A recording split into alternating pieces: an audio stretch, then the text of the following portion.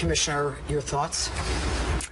It's, with the exception of September 11th, this takes me back to 1988. We had 2 officers killed on October 18th. This reminds me of the days back in the 60s and 70s when we faced executions of New York City cops. In this circumstance, I personally feel that Mayor de Blasio, Sharpton, and others like them, they actually have blood on their hands. They encourage this behavior. They encourage protests. These so-called peaceful protests that where people were standing out there saying, kill the cops. Well, I hope they're happy because they got what they wanted.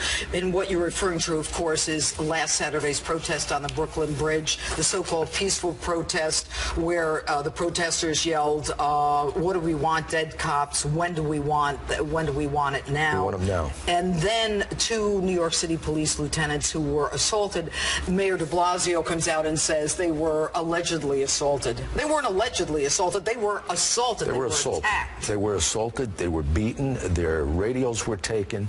You know, I'm numb. I am numb, and you have to question whether this man, Mayor de Blasio, can actually lead this city. You have to question that.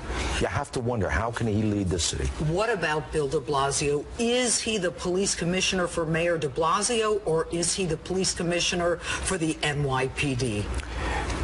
He is not the commander-in-chief as I see it. You need leadership in the mayor's office that the men and women of the NYPD are going to respect. And he's a hypocrite. I just watched this press conference. I listened to him now, and I listened to him, I think back 2 weeks ago when he was inciting these protesters, when he was calling the NYPD and other cops around the nation racist.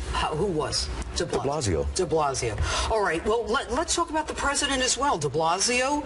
And I think the president of the United States needs to understand that their actions in failing to defend police and criticizing police, saying African-American young men are having problems with law enforcement. Well, right now, law enforcement, 2 officers executed, are having problems with a young African-American man.